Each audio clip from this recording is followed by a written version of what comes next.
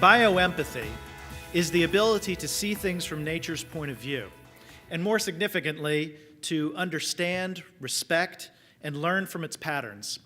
I think SAIS and MSBO's schools are using more natural light in buildings, planting rooftop gardens, recycling, sourcing cafeteria foods more locally, competing, and sometimes even winning the Green Cup Challenge. Well, in the book, Johansson talks about this commercial farm in Virginia that operates based on lessons learned from observing nature.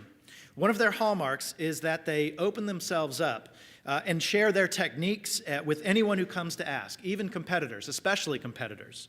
And the reason for that is because nature doesn't keep secrets, and neither should they.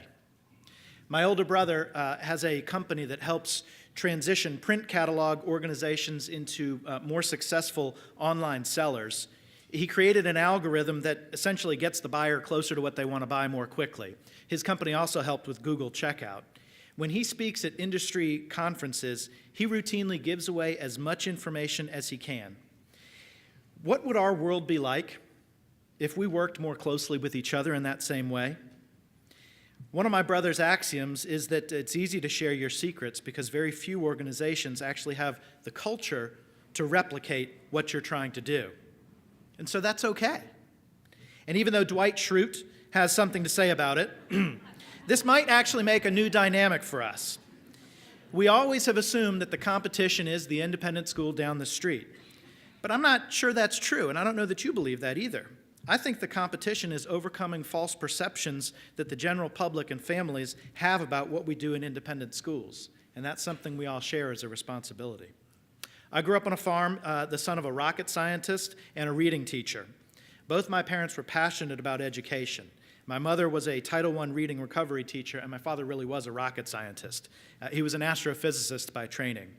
Astronomy was actually his passion, and that meant he looked up at the stars quite a bit. He worked for NASA and then taught at the University of Virginia before operating a farm in the Shenandoah Valley at the foothills of the Blue Ridge Mountains. My brothers and I and sisters and I were taught from a very early age to look up. And when you're out in the country, which we were, where light pollution is very minimal, the inky darkness of night is punctuated by stars. And when it's very clear, you can make out all 7 sisters of the Pleiades constellation shown here, which used to be an ancient vision test, actually. And the ancient Greeks and even the Native American tribes used that as a vision test. In Native American culture, they were called the 7 dancers. In our cities, I think we've replicated the night sky with electric light that serves as a surrogate for the stars above. It's a wonderful and marvelous imitation. But is it an acceptable solution for the real thing?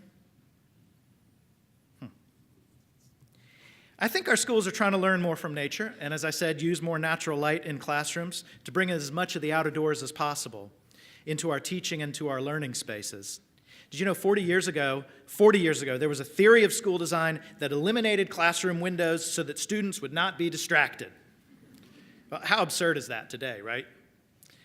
In a study that was conducted more than a decade ago, researchers found that students whose classrooms had more natural light scored up to 25% higher on standardized tests. And regardless of what we think of standardized testing, there's clearly a link between environment and student learning. Another thing that nature can teach us to do is to listen very deeply. The sounds of farm life are the loud croaking of bullfrogs, the cows bellowing in pastures. The soundtrack of school life is filled with noises that really matter, the happy sounds in the classrooms and the hallways and the playgrounds, engagement of faculty. Now, not to be confused with the imitation sounds of cars, trains, airplanes, and that loud stereo from that guy at the red light next to you. That's the cacophony of the industrialized world. The real sounds are the ones that we learn from nature. And just so you know, a bell that goes off every 48 minutes is not found out in the forest, just in case you were wondering about that one. Over the next few weeks, as you walk across campus in your own inky morning darkness, punctuated by your security lights, and when you see the dappled light through your window as carpool looms, just remember primary lessons of nature that every rising sun brings infinite potential. And if you can, take a moment to look up sometimes And in the words of my rocket scientist father, scintillate, scintillate, asteroid Minicus, or twinkle, twinkle, little star. Thank you.